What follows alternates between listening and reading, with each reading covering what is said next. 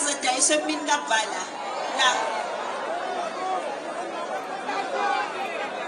sisuke sesibuka la uyibonele nje Nkosi yami bayidayisela ama-drugs ngazi ukuthi badayisa usweet namhlanje kuthiwa kunamaphara la ezweni kodwa uhulumeni angawaqeda amaphara mayethanda. So from now on ngithi ngolesine fasiteke uhlala uready.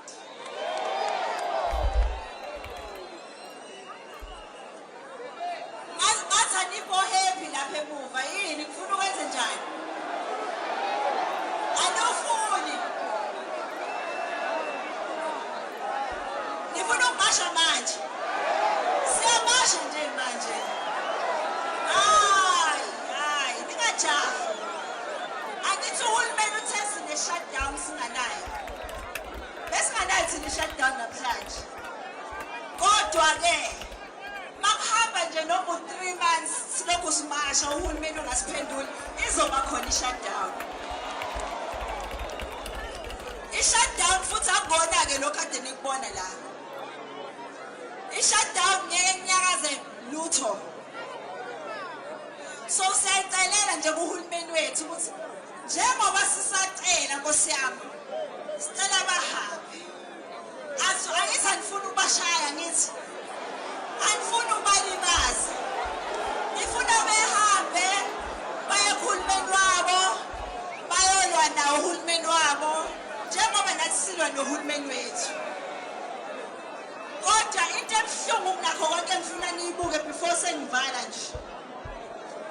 Upresident waseMalawi ngiyezwa upresident waseMalawi ade la cishe inyanga yonke akaze nakanye ahambe yobona abantu bakhe lapha e-drive-in nakanye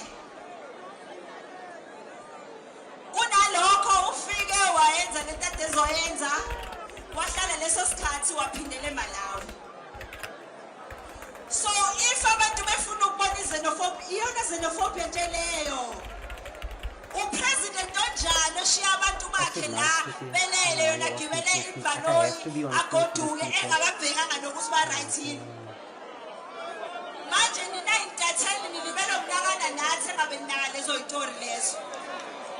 Hambani niyobuza upresident waseMalawi ukuthi uhambe kanjani eSouth Africa washiya abantu bakhe la.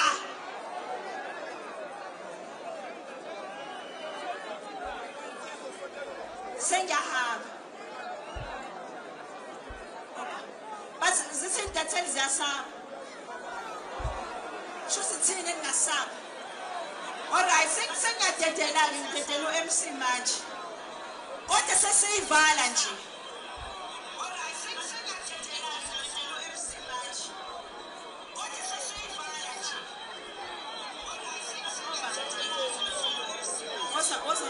Ozoxoxa mafasifasi uthini? Nanguma unestori esishakisayo la.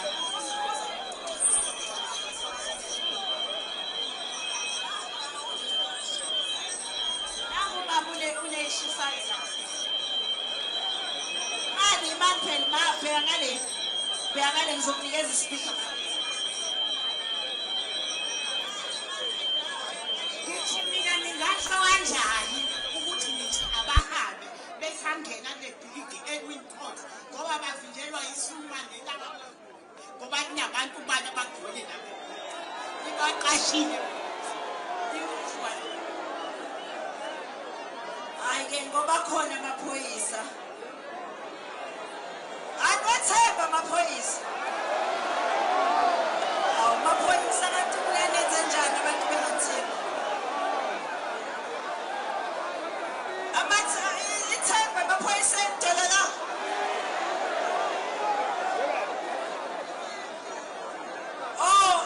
usisi la kusho mina kusho umphakathi usisi amaphoyisa bhema nabo amaphoyisa tabhema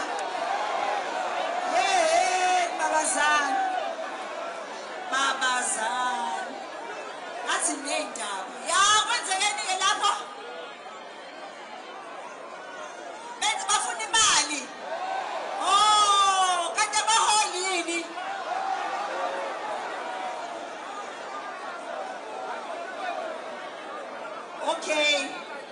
sizofanele siriphothe umkhwanazi le ndaba.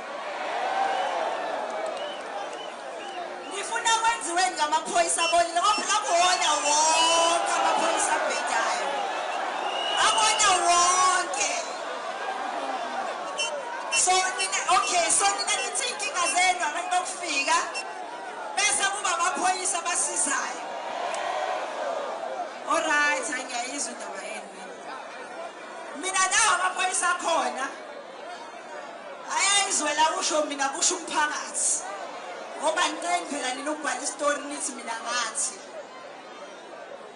So, ukhona no mayor la. Umetropolis ngiyazi uzokwazi umeya ukukhuluma nawo. Imandla. Okay, ngifuna enzeni ashintshwe. Okay, ngiyanizwa mina okay, sengiyanizwa. Indaba yena amaphoyisa izosukunyelwa yimina ngezwe. Ngizohamba ngobhalela ngisho iParliament ukuthi abayi-check indaba yamaphoyisa ase-South Africa. Kodwa-ke mangisakwenza lokho, ngicela ukunikhumbuza ukuthi Hello, Daanyaal Matthews. Pleasure to meet you. I just know that just came to my head. By the way, the music in the background is North Posse, and that's going to be the music that we're going to have running throughout the stream. I like music, and on that end, we're going to be having a fun time here, having discussions and having the pertinent conversations that need to be had. They need to be had, and we are going to have them, and it's going to be a pleasure to be with you for however long I decide to stream. Yesterday we streamed for an hour and only been managing to get over an hour in all of our streams. Today I'm a little bit more well rested, a little bit more active. To be honest with you, the streaming thing has been something that I've been trying to get my head around and trying to get my head into, right? Because there's so many moving elements, there's so many different parts going to it, and it requires a different kind of level of attention that I'm usually accustomed to. Talking, not a problem for Daanyaal Matthews, but the problem is keeping focus and keeping sense. So we're going to have about two important conversations. We're going to stick to the matter of March and March, and we're going to transition into a conversation later down the line in regards to international news. We are then going to have a further discussion as well in regards to whatever we find on YouTube, because I want to get comfortable having conversations. I want to see how long we can do this for, and I also want to have conversations with you. So if you have anything to say, please say that into the chat. Talk to the chat. I can actually say that now, eh? Hey chat. Hey chat. Hey chat. I can say that. Will I be saying that? I don't know. We'll have to wait and see. Now, in the beginning of the stream, I played a video. The video was tied to the March. So, okay, let's start again. Okay. So, today, 30th of June, biggest thing in the country, the March and March protests that erupted across the province, the republic. Now, of course, we can't say erupted because it has been well planned out way in advance. So it's not like something that just erupted like the 2021 unrest. It is something that has been planned out, and it is something that many groups have taken into it. We have Operation Dudula, we have Loka, we have so many different groups that have taken to the streets to tackle the issue as they see it of illegal immigration. And we say as they see it because at the same time, while we're having this conversation, I want to have a conversation about xenophobia. Now, I am not going to get into the reality of illegal immigration. I said before, illegal immigration is illegal. It's in the name. There are bigger conversations that can be had on the illegality of illegal immigration and the mechanisms that need to be in place to get people to become legal citizens and contributing members of our society, and of course not be targeted by these marches, right? But are they being targeted?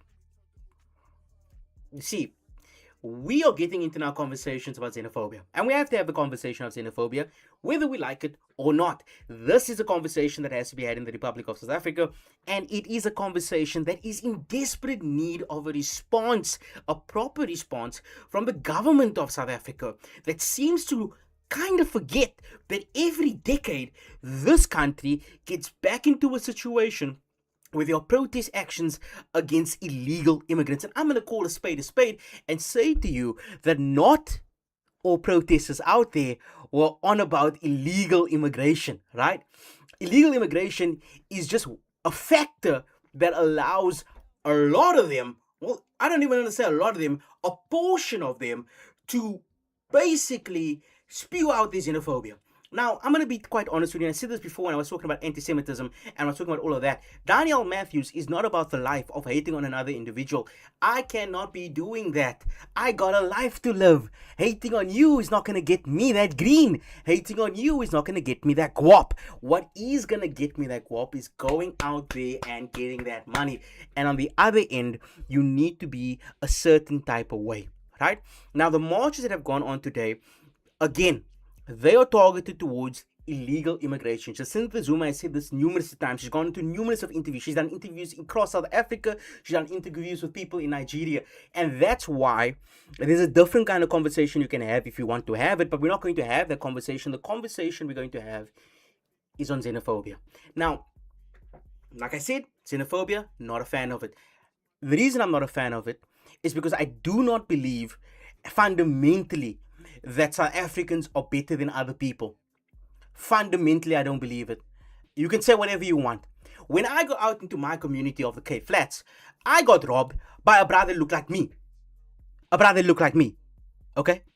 Now, a lot of people are saying, yes, Daanyaal, what about the fact that, foreign nationals are engaging in crime? Yo, engaging in crime? Engaging in crime on my soil? Send them packing. Get them out of here. But on the same end, I want more energy for the brothers that are from this country, that are out in these streets, stealing from people that look like them. Yo, no joke. I got robbed as a kid. Me, young little Daanyaal, 12 years old, ran out of the house.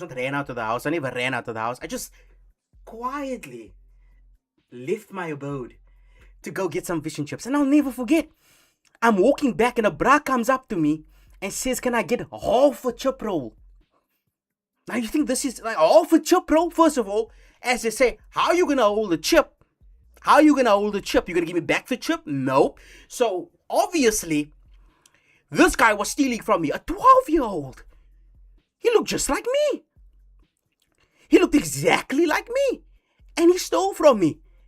Now, in my head, right, since people can argue that we should just hate Nigerians because they found Nigerians that are selling drugs, should I just hate anybody that looks like me? Should I?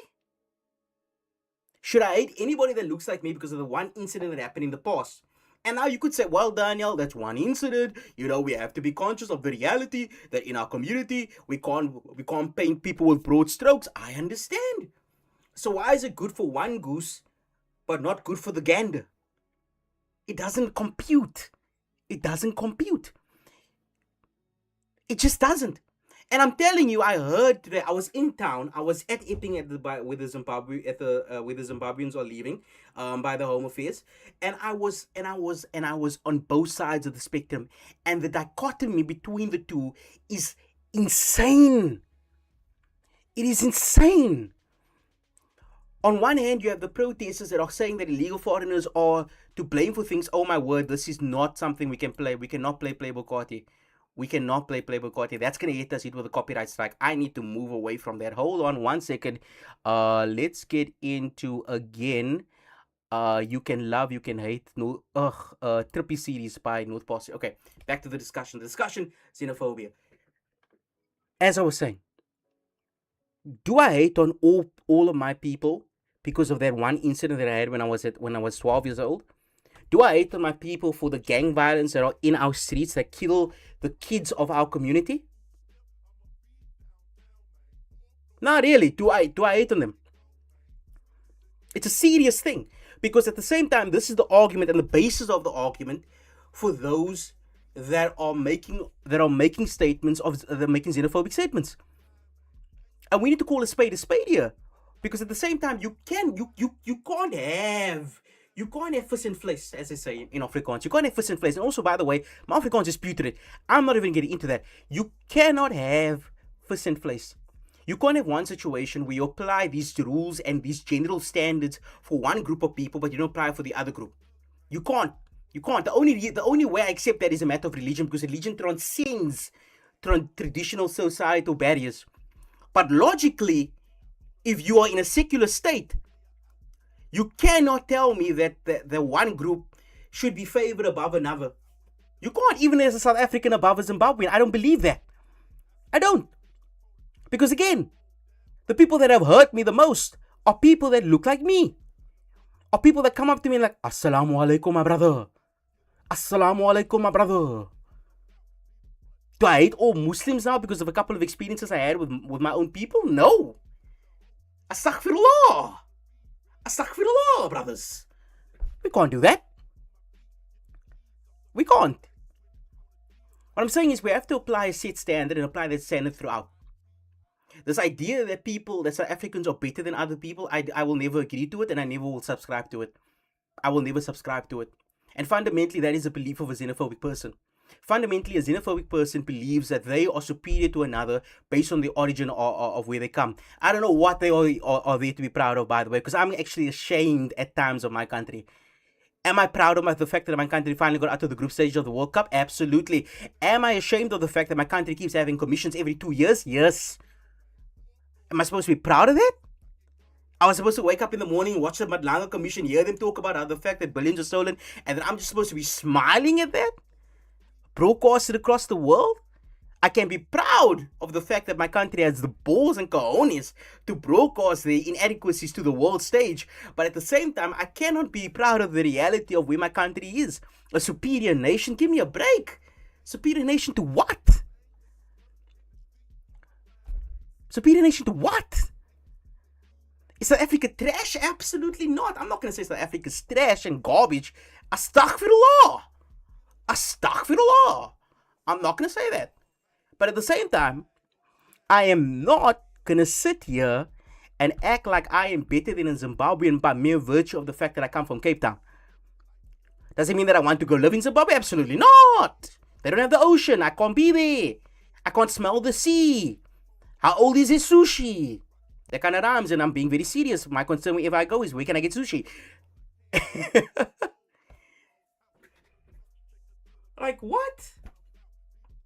It doesn't make sense, right? Like, it just doesn't compute. I don't understand xenophobia. I don't understand having this vitriolic hate for another group of people just because of the fact that they come outside of the country. I can't get it. I can't understand it. And nobody has been able to explain to me why I should understand it, why I should accept it, why it makes logical sense. It just does not make sense. What makes an individual superior because they come from another nation? And I apply this across the board. You must understand, when I say that one thing is my position, it is my position throughout. I've already given you an instance where my position is not consistent. That's religion. And I said religion transcends traditional societal barriers. Or rather, traditional societal parameters. Religion is something that is extremely personal, and by its inherentness, every religion believes itself to be superior to another. So that's an inherent reality of religion.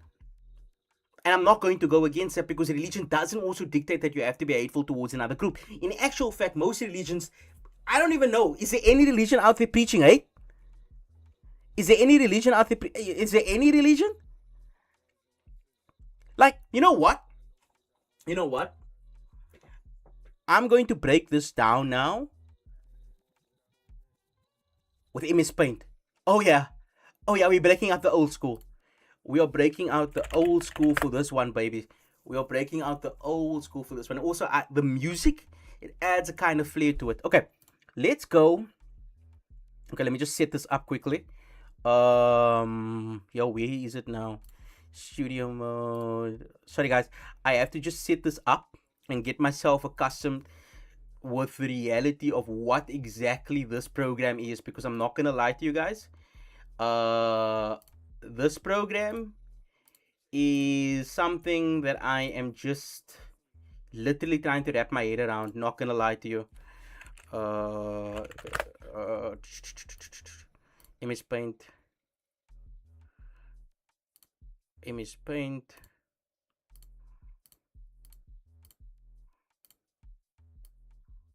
For some reason, I can't get image paint to display.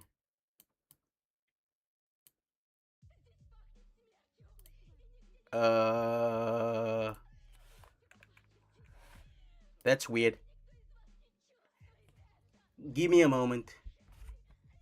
I need to figure out what's going on here. Hold on, moody move right. And then we go into, okay, we're gonna have to just use the online thing. There's no other option here. We're gonna have to use the online thing. Go to window capture, add existing browser display, get the browser all the way under. Yep. Get the browser all the way under, make the browsers fit in this whole thing.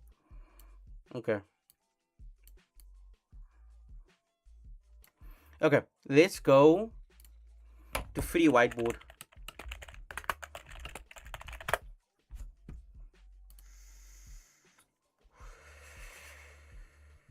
We just need a whiteboard, bro. This is not a complicated affair. This is really not a complicated affair.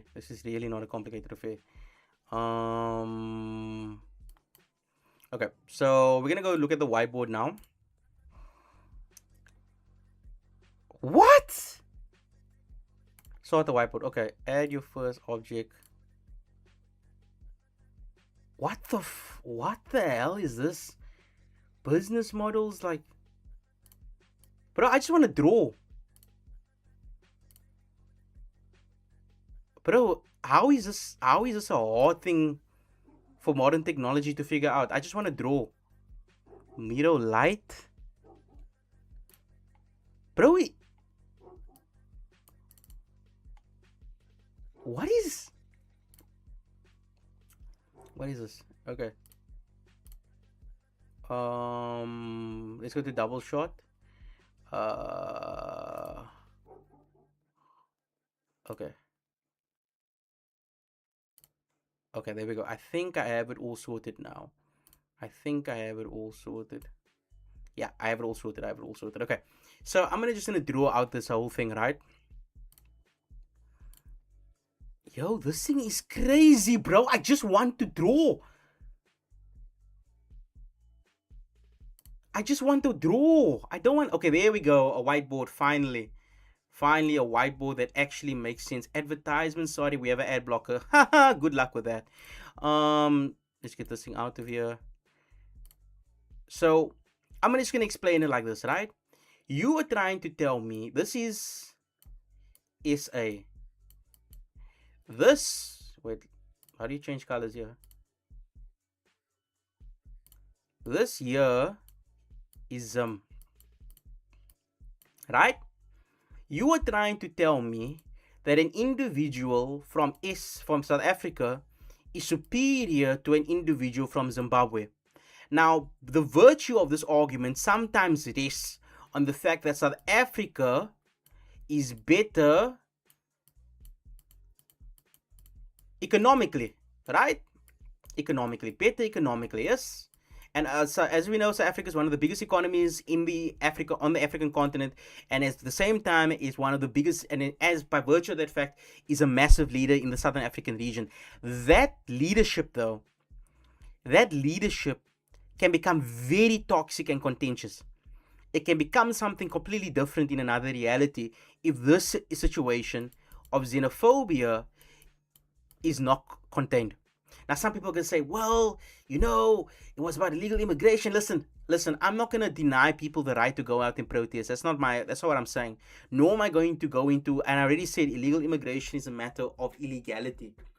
But at the same time, we need to have a conversation on the reality of where this is all coming from. Is it all arising from xenophobia? Absolutely not. That's a blanket statement. You see, like we're underlining it here? It's a blanket statement. You can't say that.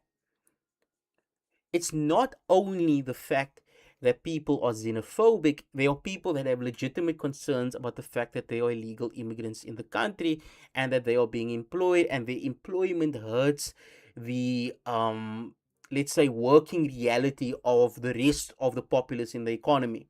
The idea here and the argument is that these individuals are employed under the table, and because they are employed under the table and they're willing to accept lower wages that are outside the schemes of the BCEA, the Basic Conditions of Employment Act, and because they are willing to accept these conditions, they essentially don't motivate business owners to go and employ South Africans. This is the argument that is made by those that are opposed to illegal immigration. My issue is that a lot of it at times rests from a matter of xenophobia. Understand? So there's this one group, and then there's another group that is just basically xenophobic. They're just basically xenophobic. I'm going to call a spade a spade. It's just the reality of the situation. They believe that because they are South African, they are superior to Zimbabweans, and that basis is because of the fact the power play here is that the Zimbabweans are coming to South Africa, the South Africans are not going to Zimbabwe. So clearly in this premise and in this discussion, for them, South Africans are superior to Zimbabweans. We're gonna have to go to a new board, by the way. We're gonna have can I raise this board? This is okay. We need to get this out of here. Like, you know what I mean? That's the argument, right?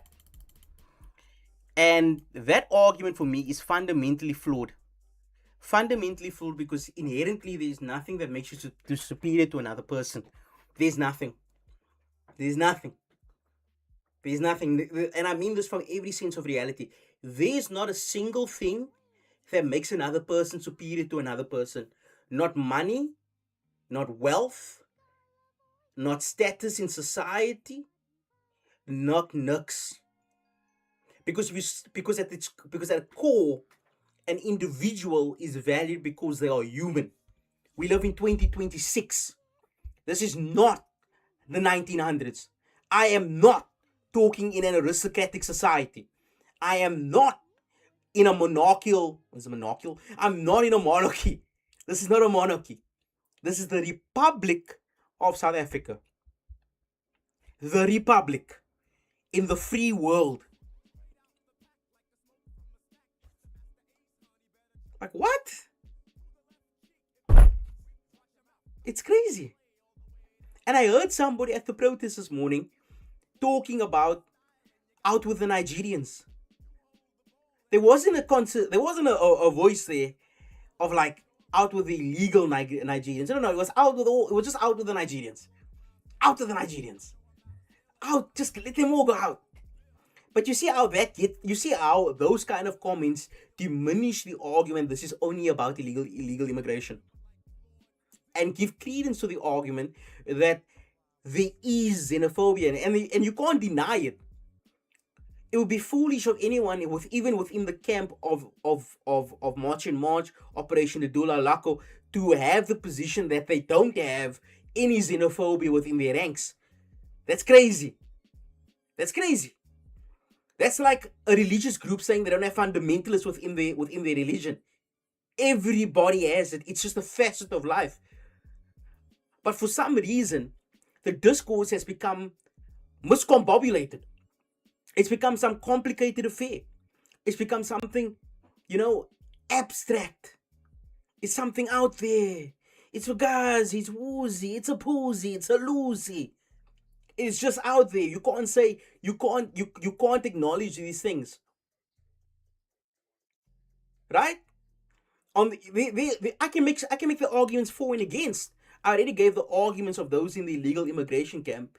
On the other hand, you have civil activists, of course, that are talking about the xenophobia aspect. But from the camp of the illegal immigrants, and you must understand, from the camp of those that are of March and March, Operation Daanyaal Matthews, they are very well, they understand the media game. They understand what the rhetoric is going to be and the backlash is going to be to any conversation that originates on the matter of illegal immigration. So obviously, within this reality, what you do is you start to talk about the fact that civil organizations raise their voices when it comes to the matter of illegal immigration and then defend illegal immigrants.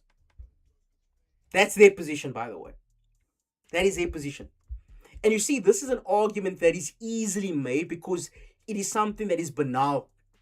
It is something that is apparent. It is something that is opaque. And by apparent, I don't mean that it's something that is true. What I mean here, it is something that is out there. It's something that you can see. And by virtue of you being able to see it, you enter into a circumstance where larger thinking is not employed. By both camps. By both camps. Because on the one hand, you have the illegal immigration camp that refuses to acknowledge the reality that there is xenophobia within their ranks. Not all of them, of course. Again, notice what I'm doing here. You cannot paint an entire group with a broad brush. So not the entire group is out here saying that, of course, it is a matter of xenophobia. It is a matter of they're not getting into a conversation where not all of them are in this illusion that there is no xenophobia. A lot know that there is xenophobia within their ranks. Some will even acknowledge it. They will acknowledge it that is the reality of the situation. They have these kind of groups within their ranks. On the civil activist side, you have an issue. Because you have people that are academic, people that are educated, that are making the argument that this is low-hanging fruit. Targeting illegal immigrants is an easy cop-out to the reality of South Africa and the woes that we face. It's simple, really. Because the reality is the country is being robbed openly and knowingly by politicians. It is the simple reality of the situation. By virtue of politicians and their infiltration into the state, and I mean infiltration here, because at the same time, remember, we are a country that is headed within certain channels where we have, so within certain channels like the policing sector and the army, we are headed by politicians. Politicians are politically motivated. Politically motivated individuals have pressures internally and externally. Internal pressures are pressures that come from their party. External pressures are pressures that come from their constituents. Their motivations are not aligned necessarily with policing. Because you may make the argument that, well, yes, it is a circumstance that everybody benefits from a bigger and better South Africa, a bigger and cleaner and safer South Africa and all that jazz. Not necessarily, though. Not necessarily. Think about it like this. If I am an individual from the Cape Town community, right, specifically Mitchell's Plain, and I am put into a position where I have to oversee, let's say, crime in the Western Cape. Western Cape, of course, has no devolution powers. That's another conversation. But let's say if hypothetically I was just in charge of the Mitchell's Plain community, right? And I was from X party. And let's say, for instance, within this scenario, my job is to care for the entirety of Cape Town's problems in terms of policing. The entirety of Cape Town.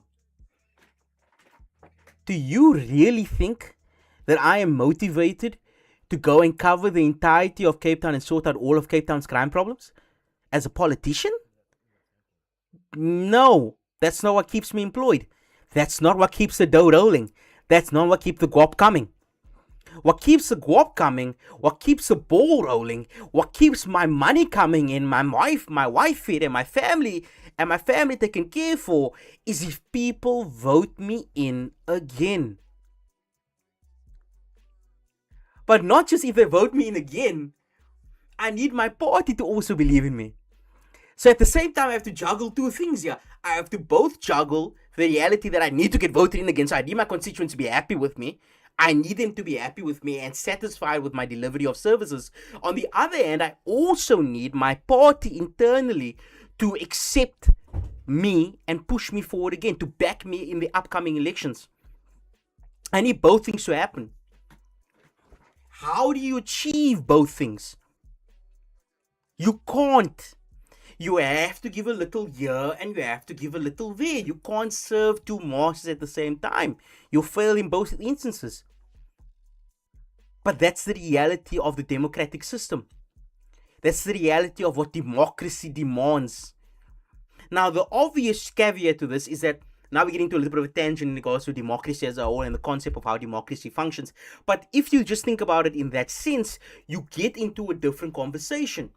You get into the conversation of of how do you challenge us, right?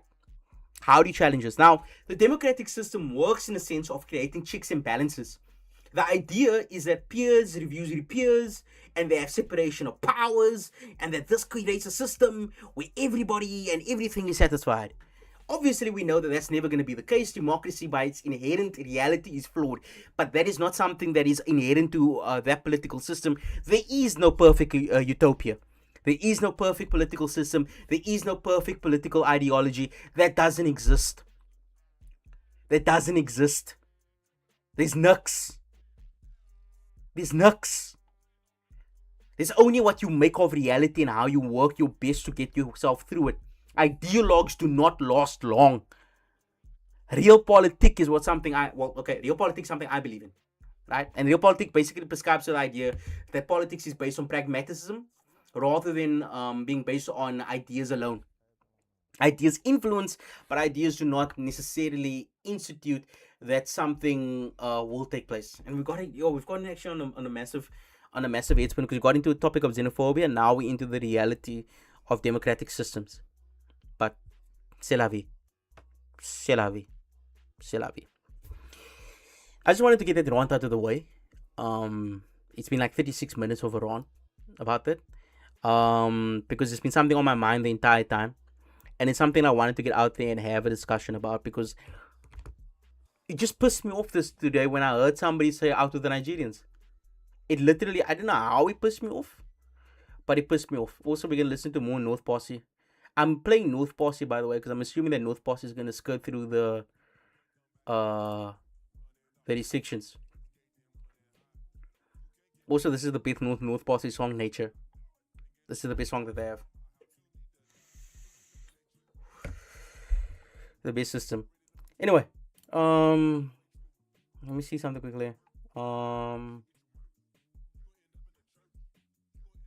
Yo, am I even live actually? Oh,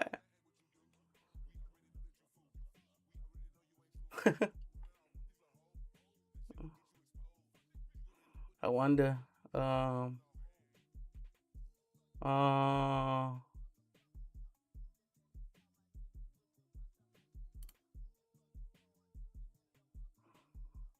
Okay, yo, that actually took a lot out of me than I thought, eh? Oh.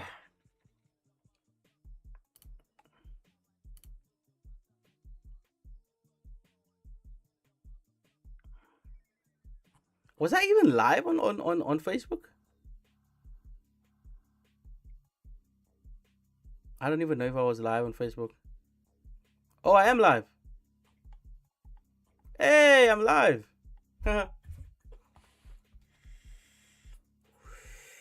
I did old Ron, and I wasn't even live on Facebook. That's kind of crazy, actually. That's actually kind of crazy. That's crazy, bro. It's crazy.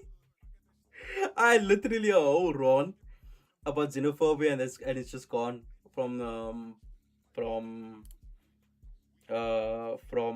Facebook. Anyway, what do we get into now? We get into X. Let's get into X. Now, I have to say this every time before we get into any discussion on X.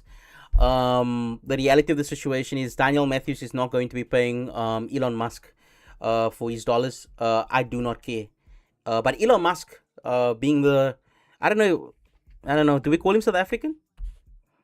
I don't know if we call him South African. I don't know. I genuinely don't know if we call him South African. That's gonna be a little bit controversial. I hope not. But anyway, I'm not paying Elon Musk any top dollar jack. I'm not paying him a cent. Elon Musk is not getting a dime out of me anymore. The brother charges 93 Rand for premium. 93 Rand for X premium, brothers. 93 Rand. That is 4 packets of Caesar pop. He's charging 4 packs of Anchies. 4 packs. 4 packs. Oh, I got 4 packs to use his service. Mama didn't raise no fool. Mama didn't raise no fool, bros. Nah, Mama did not raise no fools. No fools. So no, we're not going to be entertaining Elon Musk and all of what he needs and all of what he desires. It is not going to be something we do. But anyway, we have to get into international politics because international politics is where I am. Now, the one thing, the funniest thing ever about international politics is that Donald Trump was found to be lying. Now, to be quite honest with you, Donald Trump, uh, I can't say he's 9 times out of 10 lying. That's, apologies. That's a bad thing to say. You can't say that. You can't say that somebody's lying 9 times out of 10. I mean, if he was lying 9 times out of 10, he wouldn't have been having discussions. You know what I mean? There wouldn't be a peace deal. There wouldn't be a. Oh, sorry about that microphone. But there wouldn't be a peace deal or agreement right now if he was just habitually lying. So we're not going to go with that. We're not going to go with that narrative. We're not going to go with that discussion. What we are going to say is that Donald Trump has a tendency to lie and a tendency to exaggerate claims. And this tends and has been seen throughout the Iran war. I don't know what the technical term is. Some people are calling it the conflict. Some people are calling it the military operation. I call it the war. That's what I see it. Because the President of the United States numerous times basically said that it was a war. And then he would say that it isn't a war. And then he would say it's a military operation. And he would even admit that by saying it's a military operation, he can get away with a few things.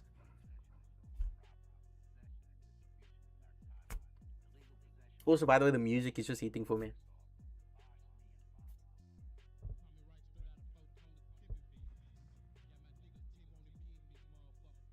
I don't know. I like North Posse, man. I wish I could play other music, but a lot of the music that I like to play, I can't play on this. I can't play because of Twitch, YouTube, and the regulations at Facebook. They basically will take down the video if I do any of that. If I do any of those things, they will take down the video, and I will get my ass with a copyright ban. So I am not about that life. I'm not about that experience, so we're not gonna do it. But anyway, I've been distracted the whole time. I go on tangents a lot, by the way. It's not gonna stop. It's not gonna stop. The BCCSA can't get to me. Nobody can get to me.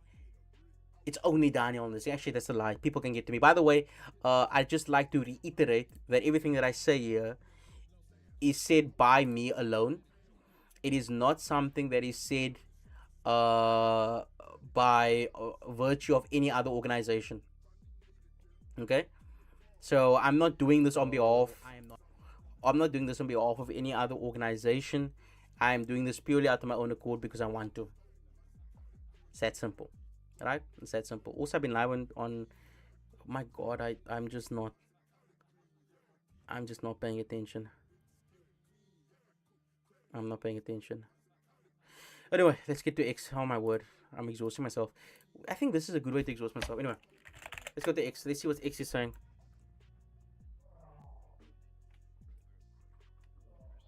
Anyway, as you can see, not paying Elon. Let's go. JD Vaughns on Lebanon. Lebanon, Israel talking. Okay, actually, let's just hear him. Let's put down the music quickly. Let's put down the music. Let's just listen to what JD wants. Lebanon and Israel are talking to each other directly in a way that they weren't a few months ago. Yep. They both are sort of broadly aligned.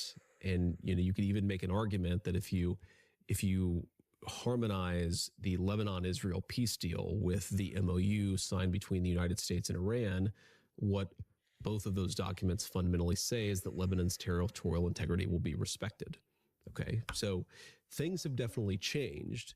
I think the question is whether that change is durable. And, the change is durable. By the way, the change is not durable. I shouldn't laugh. But the change is not durable because the conditions of the trilateral agreement between Lebanon and Israel is non-beneficial for Lebanon. It will not lead to the Lebanon that Joseph Aoun and Nawaf Salam, the Prime Minister and the President, respectively, want. They don't they want the integrity of Lebanon to be respected. They want things to go back in a sense to how it was before. Not really, but in a way that basically Israel is gone from the southern border, right? That's kind of what they want, right? That's kind of what they want. The issue with that is that this agreement is not loved within Israel, nor is it an agreement that is loved within Lebanon. Which begs the question, how is it ever going to be instituted? Another question. The agreement is tied to Hezbollah. Huh? It's tied to, the entire agreement, by the way. The entire agreement rests on Hezbollah being disarmed. People, I will say this until the cows come home. If they could get Hezbollah to disarm themselves, we would not be here. We would not be here. We would not. Because in the very first week, March 2nd, no joke. In actual fact, let's do the research.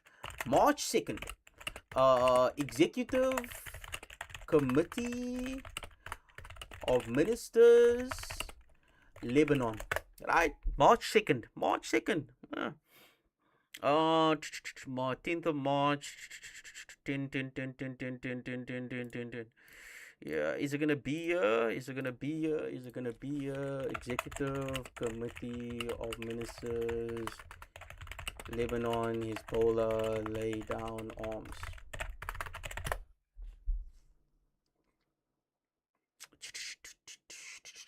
Okay, I'm just not getting what I want. Will pay a heavy price. Yeah.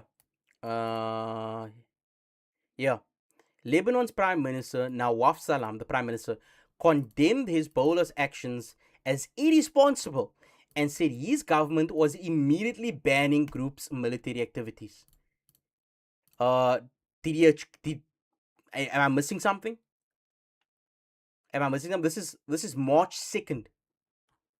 Like I said, if they could get what they wanted, right, which was Hezbollah to cease its military operations, we would not be here.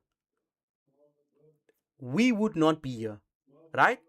Because the immediate disarmament of Hezbollah would literally lead to there being no pretext for the Israelis to go into southern Lebanon. The entire pretext for the Israelis was that they got attacked by Hezbollah. Hezbollah attacked them after the 28th of February following the announcement of the death of Ayatollah Ali Khamenei.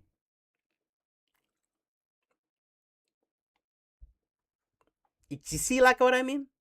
It doesn't make sense. It just doesn't make sense. At the same time, you continuously hear this rhetoric, and I actually saved it when I saw it early in the day. You see this rhetoric from Lebanese, from Lebanese politicians like Press TV. Now, Press TV is Iranian state-owned. I have to put it out there because it is a facet that has to be mentioned. It has to be mentioned that Press TV is Iranian-owned. But they say Lebanese. Actually, you know what? I'm really tired of reading. I don't want to read. Read out loud. Extension Chrome.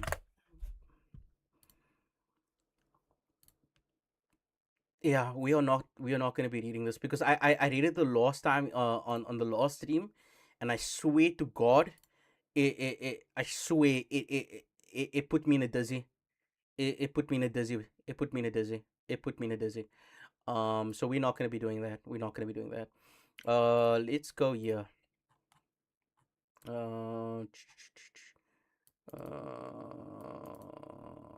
Yeah.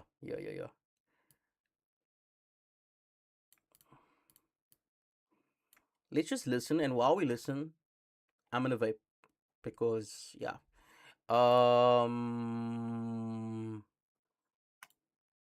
A Lebanese legislator from Hezbollah's political wing says Lebanon remains a critical priority for Iran in any potential deal with the United States, saying the Beirut government sold itself out to the Israeli regime with the so-called framework agreement. Hassan Izzedine, a member of the Loyalty to the Resistance bloc, said on Tuesday that none of the objectives mentioned in the humiliating agreement will come to fruition, and that the deal was imposed by the United States on the Lebanese government in favor of the Tel Aviv regime. This is while the Islamic Republic of Iran, which has proven itself as a major power at the regional level, has demonstrated its skills in managing war and the negotiation process, thanks to its political, military, security, economic and geopolitical capabilities and resources, he said. The Lebanese parliamentarian stated that no one would ever forget that US President Donald Trump has no option but to publicly sign a memorandum of understanding with Iran, the first clause of which emphasizes the need for a comprehensive ceasefire in Lebanon and the complete withdrawal of Israeli occupation forces from the southern sector of the country. Izzedine noted that Lebanon remains Iran's critical priority, and the Islamic Republic will not cede the case to any other party. The equation that Tehran has created remains in place and will continue. We warn that if the Lebanese government wants to continue on this wrong path, it has to bear full responsibility for all potential consequences. We will determine our actions in accordance with unfolding circumstances, he stated. That was one of the worst readings I've ever heard in my life. AI is not replacing humans. Let's just first get that out of the way. There ain't no human ever gonna be reading that poorly. That was horrible reading. It was an attack on the senses, and because it was an attack on the senses, we are going back to the music. Oh, that is just soothing the brain. The primary issue here, and the primary thing that we need to understand, is that the issue with the agreement is that the agreement is too not vapid. I think vapid kind of doesn't really encapsulate what the entire issue here is.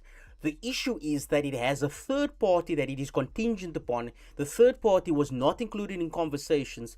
The third party is a partner to the Iranians who are in an MOU with the United States, with an MOU also, by the way, dictating, like stating literally, matters about Lebanon. Somebody needs to make that compute. Somebody, like, you have to square the circle for me. But you know what? Let's just put it onto the whiteboard and show you. Okay, this whiteboard is just messed up. Yo, this.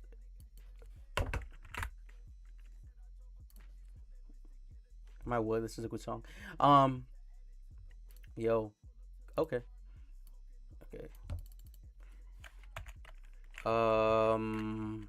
The issue with Iran and with Lebanon, Israel, United States, and Iran.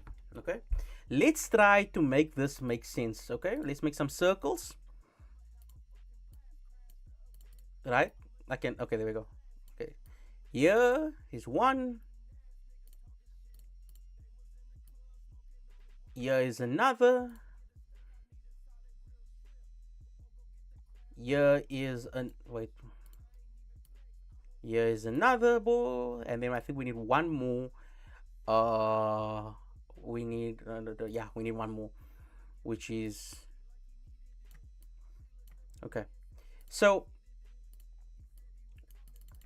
the issue here is that you have four parties. You have the United States on one end that are here, okay? On the other hand, you have Lebanon. Fuck. Shit. I can't swear. Wait, I can swear. The PCCSA can't get me. They can't get me. Anyway, Lebanon is over here.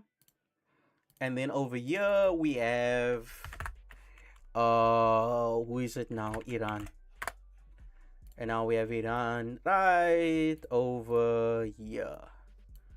Right? You have these is Iran, there's Lebanon, and then right in the middle, in the little web that we have Hezbollah. Okay? So if we evaluate the situation, we know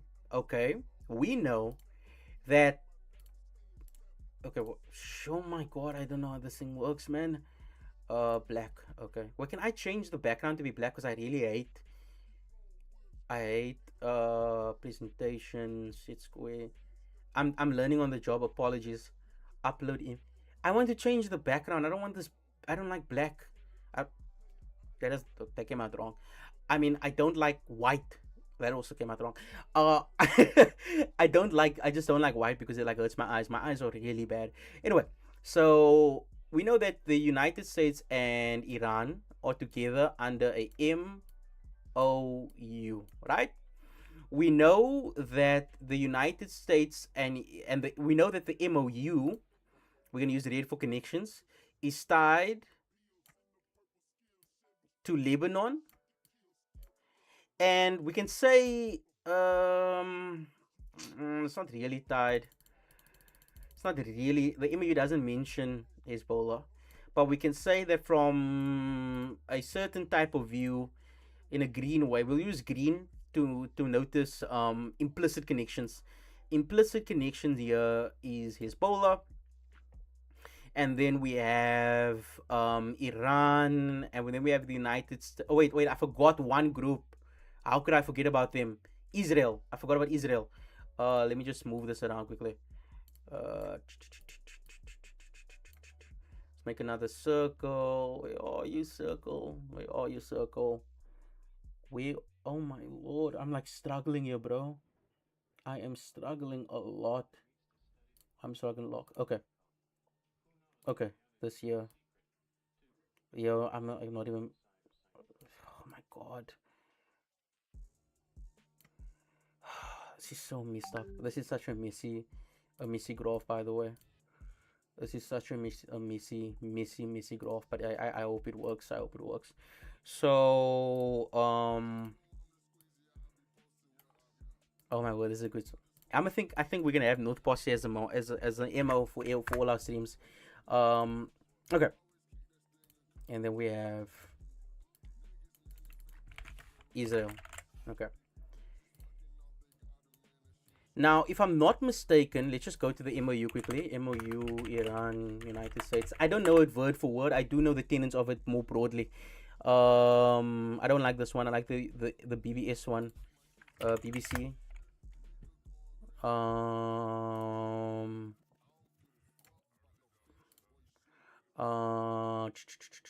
Yeah.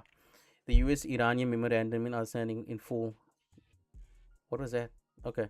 So point one, United States, Israel, and the allies by signing the MOU declare the immediate and permanent termination of military. Let's just check here. Israel.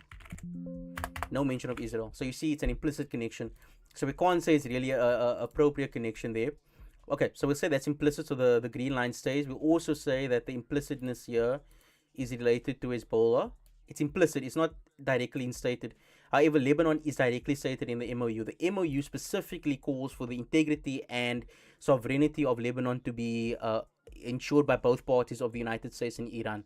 So, in essence, the United States, what is the color we're going to use here? We're going to use yellow.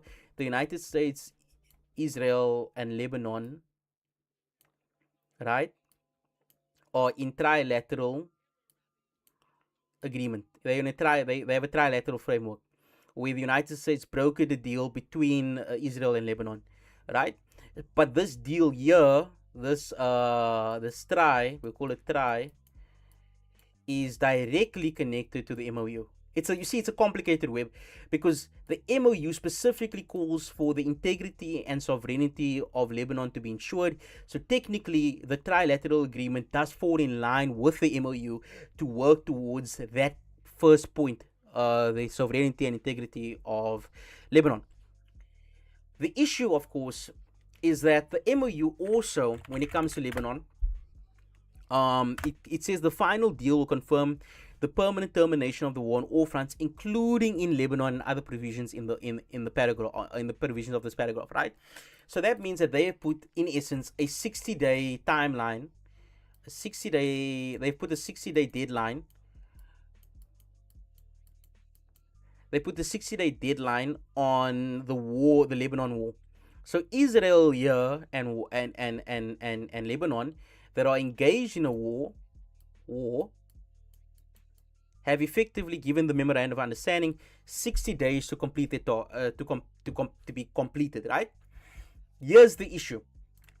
The issue is that if you read the United States Department of State and you read the trilateral framework, you will see here, where is it now? Where is it? I forgot the point now. This yeah.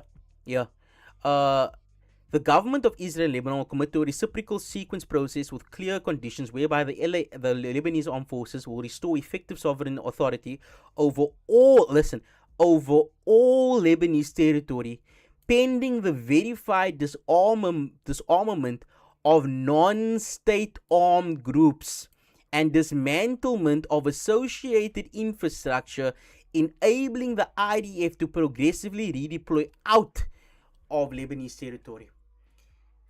You see that this entire point here is never happening. It's just never happening. I shouldn't laugh, but it's just never happening. If you don't laugh, you'll cry. It ain't happening, people. It ain't happening. The reason why this ain't happening is because of the fact that the agreement in and of itself, this trilateral framework, is already disliked by Hezbollah. You already just read here and Hezbollah MP degrading it, right? And he's degrading it by virtue of the MOU, right? This is wild. You see, like he's praising Iran here. He's praising Iran for their actions against United States, and he's saying that their actions have directly led to the MOU being instituted. And now saying the equation Tehran has created remains in place and will continue. We warn that if the Lebanese government wants to continue on this wrong path, it has to bear full responsibility for all potential consequences. We will determine our actions in accordance with unfolding circumstances. It ain't looking pretty, is it? It ain't looking pretty. So let's get back to the web that we have here. The little miscombobulation, because this is even confusing me. I'm not even gonna lie. This is even confusing me. Like even I'm trying to wrap my head around about what is going on here. So not really. I can't understand. Okay, wait. This is such a different ball game to radio. But where was I? Okay. So Iran, Lebanon, Israel. So we now know, right? This agreement, this trilateral framework, is part of the MOU, technically. Technically, it fulfills for part 1 of the MOU. We know that the MOU has created a 60-day deadline for any for the war or for when the deal concludes. There has to be a cessation of violence, also in Lebanon, which means that the trilateral framework, in essence, has to hold for at least 60 days. It has to hold at least for, we would say 60 days, but more than likely this MOU is going to last longer. We're not going to get into the MOU right now. We're just going to have a conversation on the miscombobulated reality of Israel and all this other stuff. So we have the MOU. We have the United States and Iran in the MOU. We have the United States, Israel, and Lebanon. They are in a trilateral framework. The trilateral framework that they have is constituted on this group here, Hezbollah, being disarmed. We've already established that Hezbollah will not disarm, and that if they could disarm Hezbollah, they would have done so way long ago, because they tried to do that on the 2nd of March. I'm telling you, they had an entire executive ministerial committee meeting, and they said that they want Hezbollah to lay over its weapons. And guess what that led to? Nothing. Hezbollah just continued. They actually rejected it. I think at one point they called for the Lebanese government to be overthrown. That's the kind of levels we are dealing with here. That's the kind of reality we are dealing with.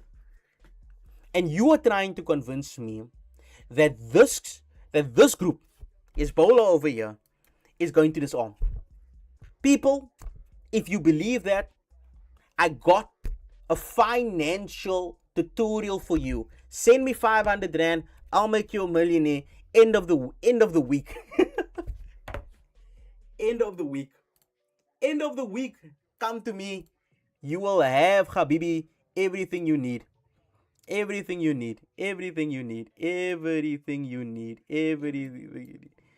Because this is anybody that believes this is smoking something. Anybody that believes this is smoking something, people. They're smoking something. You can't tell me You can't you cannot tell me that in some sense you believe that Hezbollah is going to disarm. I just don't see it. I just don't see it. If they could disarm them, then why didn't they do it before? Right? And on the other end as well, how are they going to disarm them? How are they going to have this conversation to get Hezbollah to disarm? What are they going to do? What are they going to do? What are they going to do? Genuinely, what are they going to do? In the trilateral agreement, there is a matter of saying that the United States will support, but the United States support is more so for redevelopment of Lebanon following the destruction. And this assistance of the United States, let's just see, 15 times the United States is mentioned, my God.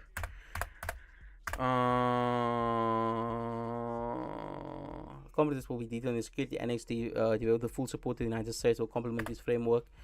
The United States tends to work closely with both countries to verify and support the process. It's the support of international, particularly at board under the leadership to achieve this outcome. To support such efforts again that any user will secretly condition verifiable milestones, full transparency and demonstrate the results and ongoing oversight. It just doesn't sound like something that's going to happen. And this, by the way, was released today, Tuesday, 30th of June, earlier this morning. Right? Like, I don't see it. I just don't see it. I don't know what Vance is talking about here. I don't know what Vance is talking about. Hey.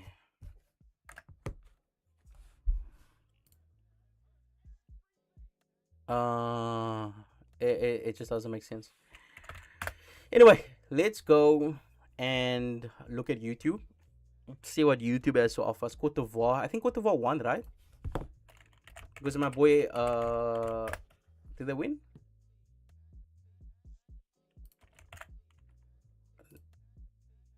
Oh, Norway won. Shame. Erling Ireland, lost goal. Unfortunate, but it's not my fault. But it's not my goat's fault. My goat did his job. See, they Amad Diallo scored. That's what the goat does. He did his job. I don't know what the hell other people were doing. Anyway, let's see what's going on in the world of news. Let's check it out. Any White House presses tonight?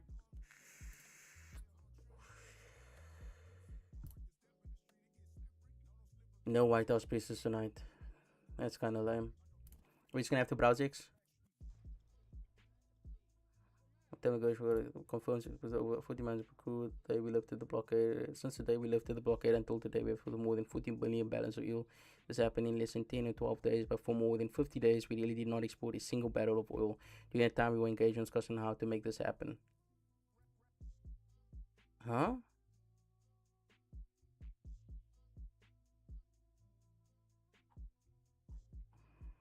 Wait a minute. Yeah, oh my God, he's back. Prime Minister Benjamin Netanyahu together with the security zone. The Prime Minister received a comprehensive briefing on the activity in the sector from the Northern Command Commander, Major General Rafi Milo, from the 91st Division Command, and from the brigade commanders in the field. In addition, in demonstration of ammunition and innovative weapons for dealing with the drone threat was presented to the Prime Minister and Defense Minister. As long as Ebola is threatening us, we are staying our directive to the Fight if you Identify a Threat Act. You see, this is like this is the kind of conversations that we had. Now we've been having a whole conversation about the Hezbollah, right? We're having a whole conversation on Hezbollah and how Hezbollah is performing and how Hezbollah works and how Hezbollah is probably not going to disarm. I mean, again, if you think that they're going to disarm, Daanyaal Matthews has a river to sell you. No, genuinely, I have a river to sell you. It's right out back. No, genuinely, if you don't believe me, just go check out back. There's a river. I mean, if you believe any of this nonsense. Let's go to the browser, actually. Yeah, we're going to go to browser. We'll get out of studio mode as well. I really got something in the back to show you. Okay, this is a bit of a different ballgame. We passed an hour now. Let's go. This video that was shown here, where is it now? I don't know what he's saying. לא בצד שלנו של הגבול, בצד שלהם. I don't know what is he saying, bro. I don't know what he's saying. But what we read from it is because what we read was that he's there to show support for the Israeli soldiers and to instruct them that if Hezbollah continues their activities, they should continue the attacks and continue their presence in the security zone. That, of course, is contentious primarily uh, because that like if he is how does he explain this now? If he is, you see, okay. I just need some time to think about that. The issue with the Israelis and the issue that comes through is that the Israelis, from a certain perspective, are like, this is just aggravating the situation. And I'm not saying this from the perspective that I am trying to be contentious, or I am trying to be like, I don't know. Like, there are so many arguments that are made once you criticize Israel. But what I'm saying here is actually the words of a Lebanese minister, cultural minister Sky News. Where is it now? There was a where is it now? It's a Lebanese culture. Yeah, is it? Yeah. Dr. Salama, thank you so much for joining us here on the program. In You this see moment, something, yeah? it's quite a historic moment. Face-to-face talks between Lebanon and Israel taking place in the United States. As far as But what the heck did I just do? What did I just do? essentially what I don't know what I just said. Okay, let's go back. Dr. Salama, thank you so much for joining us here on the program. Let's go to the transcript. We're not going to watch the whole thing. Historic moment. Face-to-face talks between Lebanon and Israel. Oh my lord, it happens every time. Dr. Salama, I just thank want you to so much search the for joining us, transcript. here on the program. In this moment, it's quite a historic moment. Face-to-face talks between Lebanon and Israel taking place in the United States. Just give our audience a sense of the significance of this moment. well, it's an important moment. I'm not Can I sure type? I'll go Oh, I can type. as far as Okay. saying it's historic, in the sense that there are precedents.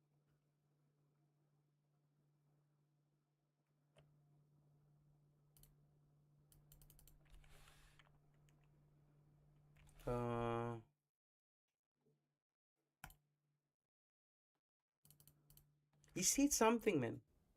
Then they bring bulldozers, and then they flatten out whole. Yeah.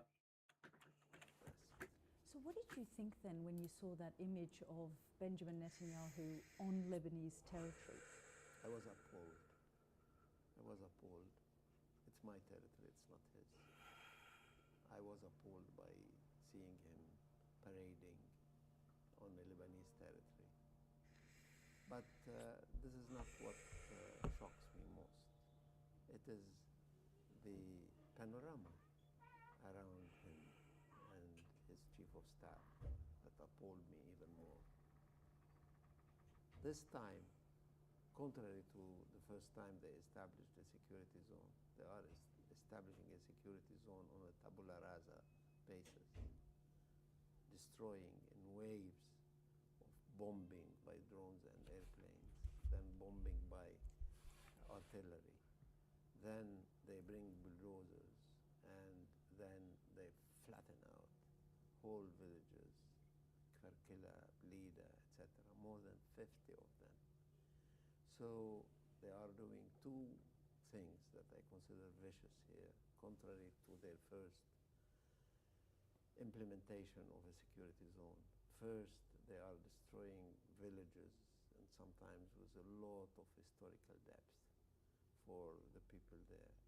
second, they are putting pressure on the vulnerable Lebanese fabric by sending hundreds of thousands of displaced persons who see what happens to them. Now we're gonna have to leave it there. Come to the conclusion. But notice that this was on April 14th, right? It was April 14th. There was a video at this point in time of Netanyahu going onto Israeli soil, congratulating the soldiers, similar to what he did here, but way more out in the open in Lebanese villages. And as you can tell from the words of Hassan Salami, this is something that is contentious. It is something that riles, not riles necessarily, but we can say it is something that's contentious to aggravate the Lebanese people, because again, it is their soil, and on their soil you have a man that is bulldozing villages, that is destroying villages, that is displacing millions, that is killing thousands, and this man is on their soil and is coming around and is walking around and he's congratulating his people for the good job that they did. The job, of course, is again the displacement of thousands of Lebanese people, the destruction of Lebanese villages and homes, and this as well the impact that it has had on children. Children.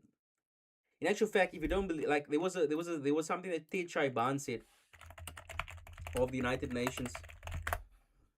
He said something, and he said, Tichaban briefing on threats to international peace and security, Tichaban, United Nations, yeah. The 23rd of March, he said this, and he said, more than 118 children killed in Lebanon. 118 children killed in Lebanon. Just think about that. Like in Lebanon, more than 1 million people are displaced. An estimated 370,000 children. 370,000 children, people. 370,000 children. Like, we need to understand the impact of that. It's not one or two people. It's not like 5 people. It's tens. It's thousands. Right? Like, and in Israel, they and in Lebanon, they're watching this, and they're seeing at the same time the man that is orchestrating all of it is coming onto the soil, and he's like congratulating his people for the good job that they did. I mean, come on. I mean, what does that lead to? And that takes us back to the mess that this is. The mess that this is. Like, it's a mess. You can't call it anything else. Also, I want to get rid of this advertisement, but alas, like this mess. Can you see the mess, by the way? Let me just check on the stream.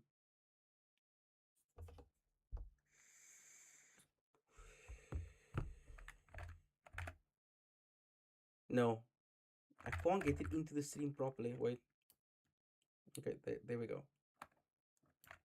This mess here, it can't hold. It's too many moving factors, too many contingencies, too many groups that dislike each other, too many situations where something can give. You're either gonna have a situation where Hezbollah does not want to disarm. They're not going to disarm, by the way, and that's not my words. Again, if you want any evidence, you can literally go Google it. They literally say Hezbollah trilateral framework surrender, and you'll get, look here, where is Naim Qasim? Like just look at this here. Yeah. Hezbollah declared the agreement null and void, calling it a humiliating, shameful, and surrender of sovereignty, while Hassan Faldala, a Hezbollah's lawmaker, warned of internal conflict in Lebanon. And we went through this on the previous stream, and I said to you that in Lebanon you have a really really sticky situation where you have an unwritten pact, and the unwritten pact includes the and necessitates that the Speaker of Parliament has to be a Shiite or a Shia, and Hezbollah represents the Shias. And here you have the situation where you basically have Nawaz Salam and Joseph Aoun.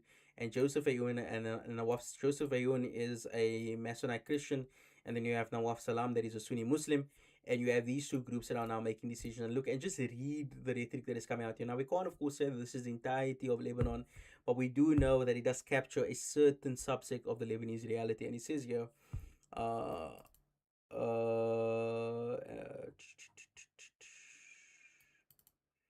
Uh, wait, where is it now? Like, just read here. After everything, my like this is from somebody in Lebanon, a resident of the Dahiya district, in Beirut. After everything, my family, my village, the south, and the years endured, the destruction, the displacement, the grief, and the loss, it is incredibly difficult for me to accept an agreement with the same state that carried out the military actions that devastated our communities. Says also as well, imagine someone destroys your home and your life, and then you're expected to simply move on as if nothing happened. My protest is about remembering those who suffered, standing up for my community, and expressing that in this agreement does not expect the justice or respect that people who live through this war deserve. So it's contentious within Lebanon as well, and if you and it kind of makes sense for from that perspective, because from that perspective, you are signing an agreement with those that again displaced thousands of your people, destroyed your homes, destroyed the lives of your elders, destroyed the lives of children, killed and led to the killing of children. Of course, we know Israel says they don't really target children, but unfortunately for them, or unfortunately for all of us, and unfortunately for the world as a whole, their attacks seem to be leading to just the killing of children.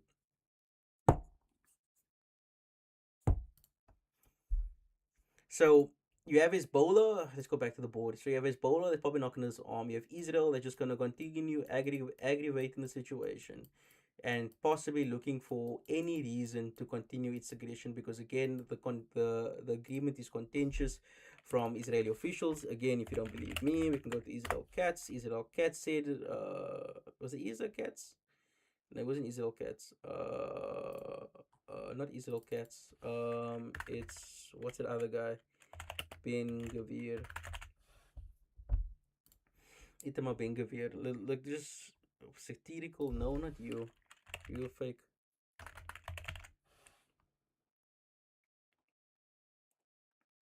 Bro, where is this guy? Where is he?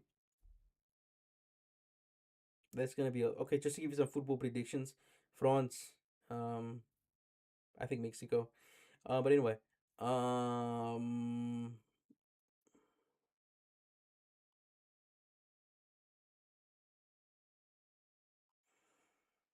yeah, yeah. Like this is what this guy said to the people. I'm not gonna read everything here. I'm just gonna go into it. I'm just gonna like, oh my god, this is long. And we have to go listen to the AI voice again. I can't stand this thing, bro. The voice is horrible, but let's just listen. To crush, not to anesthetize. Dear citizens of Israel, Oh my god, this is an anesthetist. Anesthetist. What the hell, bro? Anyway, let's continue listening. residents of the North. I am saying here what everyone understands in backroom dealings, but some refuse to admit out loud. The emerging agreement with Lebanon is a historic mistake, a terrible missed opportunity, and a lament for generations. We are at a critical juncture. The terrorist organization Hezbollah is at its lowest point since its founding. It is battered, bruised, dismantled from its chain of command, and bleeding. Instead of continuing to press the pedal, deepening the blow, and achieving total victory that would remove the threat to the residents of the North for years to come, what are we doing? We are giving it exactly the lifeline it begged for in the form of a ceasefire. Giving it air to breathe so it can recover, rearm, and build the next monster. The argument that the Lebanese army will dismantle Hezbollah is a precise version of the Emperor's New Clothes story. Everyone knows the emperor is naked, but they continue to cheer for that suit. The illusion that the Lebanese army will safeguard security and enforce its sovereignty in southern Lebanon is, at best, a dangerous illusion, and at worst, self-deception. Let's say the truth. The Lebanese army will not fight Hezbollah. It never has, and it won't tomorrow. The Lebanese army is weak and infiltrated.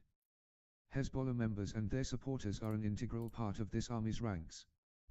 They have prevented no build-up of Hezbollah for decades, and nothing will change now. The terrorist organization Hezbollah also sits within the Lebanese government. It is part of the regime. This agreement wasn't signed behind its back. On the contrary, it gives Hezbollah exactly what it asked for, a ceasefire to recover, re-equip, and prepare with renewed forces for the next round against Israel. We've been in this movie before. In 2006, they sold us UN Resolution 1701 as a historic achievement that would make Hezbollah disappear from southern Lebanon. Everyone knew then it was fake, and we all saw the results. I opposed and fought with all my might in the cabinet in recent weeks against this agreement. The blood of IDF fighters who fell in the battle against Hezbollah is too precious to give Hezbollah a timeout to regroup, and to bet on the Lebanese army doing the job instead of the IDF. Agreements are only signed with those you've completely defeated. Against murderous terrorist organizations, you don't sign worthless papers, you achieve clear victory against them. You must not stop before defeating the enemy. You must not give the enemy a chance to recover. Sadly, every time we've made agreements with terrorist organizations, we've paid dearly for it. Thousands of IDF soldiers and civilians have paid with their lives over the years for this misconception. I know there are those who will attack me for criticizing the policy of the right-wing government I am part of, but I've never tailored my positions to find favor and be okay. Even before October the 7th, I criticized the government's policy in Gaza, and to my deep regret, how unfortunate that I was right. The residents of the North deserve to return to their homes in true security, not in the false security of papers and empty international promises. I will continue to fight in the cabinet and government against this bad agreement, and for total military victory. As you can hear from that lengthy, horrible AI voice, because that AI voice is just horrid. I don't know how we replace that. We need to figure out a way. Because I'm not going to be reading an entire post from Intima Bingerveer. I can't be asked. I can't be asked. You got me all the way messed up. But as I was saying before, aggravate. Within Lebanon, within Israel, this agreement is contentious. Contentious agreements tend not to last long in politics. They just tend not to work. The reason they don't tend to work is because of the fact that if you have so many moving parts, you have people that don't like the agreement from both sides, you have an easy situation where one party will not feel obligated to hold the peace. An easy situation. And from both sides, and not both sides, as if both sides were equal, they're not. Israel's damage to Lebanon has been far, far worse than any damage than damage that Hezbollah has inflicted upon Israel. From Hezbollah's perspective, the continued existence of Israel in the south is in itself a violation of the MOU, which they take extremely seriously, as by virtue of what you heard from the Hezbollah MP over there. Because of that, they feel obligated to attack Israel because, again, Israel is violating the ceasefire. Israel then uses that as a pretext to continue its fighting against Hezbollah. It's like that's a simple equation. That's a simple equation. And then you have the Israelis that come out and say they're never gonna leave. So they're never gonna leave, right? Never gonna leave. They're just gonna continue what they're doing. It's gonna continue. So this cycle, how does it end? How does it end within 60 days? Because remember, the MOU says, and again, the MOU says literally by point 1, the final deal will confirm the permanent termination of the war on all fronts, including in Lebanon, which means that regardless of this trilateral framework, according to the MOU, which again does not reference the trilateral framework, nor does it say that it's entirely contingent upon it, even though the trilateral framework implicitly forms part of the MOU because it forms part of part 1, it does not assist the Lebanese people. Not that it doesn't assist label if you are got off track there. To conclude this in 60 days is a tough ask, because this trilateral agreement purely works off Hezbollah's disarmament.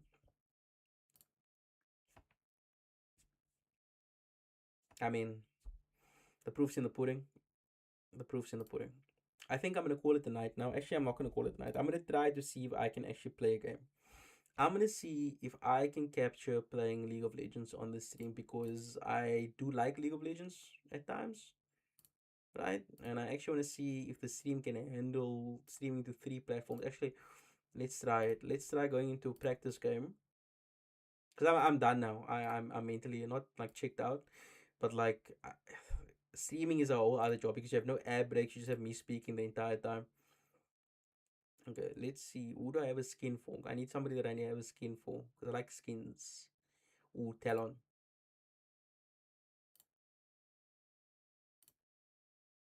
Yeah, Blood Moon Talon. Yeah, let's go.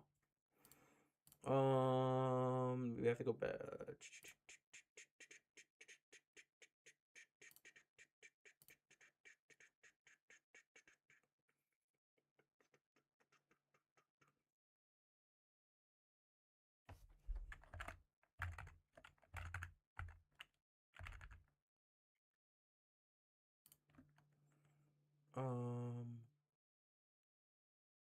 I think we need to add something here. It's the sound of the game, by the way. Game capture.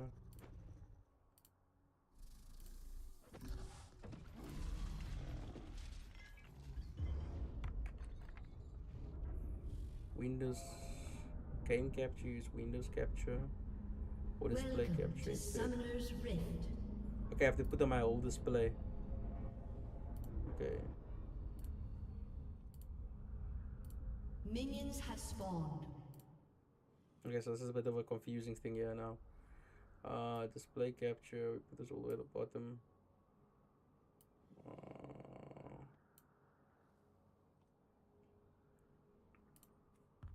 Oh, actually holds. Oh, 180. Oh, 192. Oh, 185. Oh, yeah, we can't play like this. Yeah, I can't play like this. Yeah, this is too the amount of streams that I have. It's kind of hurting the wait. Kind of evening out. I mean, we can't play like this. It's just that if we play like this, it will be very odd. Okay, just so you guys can see what I'm talking about, by the way, because I feel like I'm not really showcasing it properly.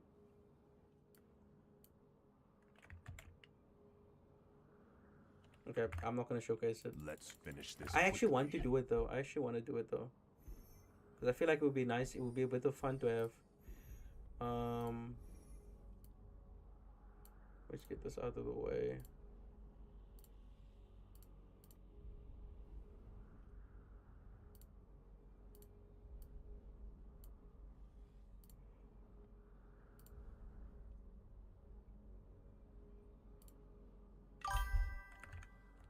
I have no clue what I'm doing. Did I get a notification? AI viewers stream education now. No, I don't want AI viewers. I don't want AI viewers. Okay, at this point in time, we're just gonna check if we can actually stream, and whether or not we can stream with the setup.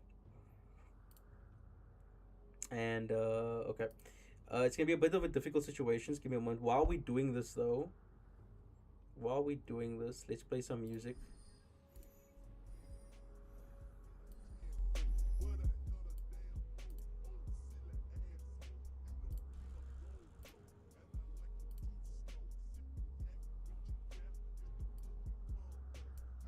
I'd actually a different display for this.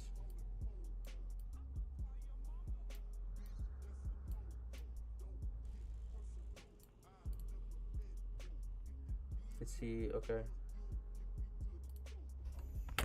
Don't cross me. I don't think we can play because the ping is too high. 162. Let me just show the game actually. Like you see, it's like 172, 168, 169. That means the packet loss is high. That could either be because somebody else is doing something, or it's because of me, and I'm pretty sure it's because of me. I'm streaming on 2 or 3 platforms, so bandwidth can't be eating out. So I think on that note, I'm just gonna end it all. What do you mean end it all? Oh my word, that sounds horrible. I think I'm gonna end the stream here. It's been wonderful being with you all. We managed to get this time 1 minute 30, 1 hour 30 seconds, 1 hour 30 minutes. See, my mind's gone. So it's been a wonderful time with you all. Enjoy the rest of your evening and enjoy your day tomorrow. See you on the flip side. Assalamu alaikum.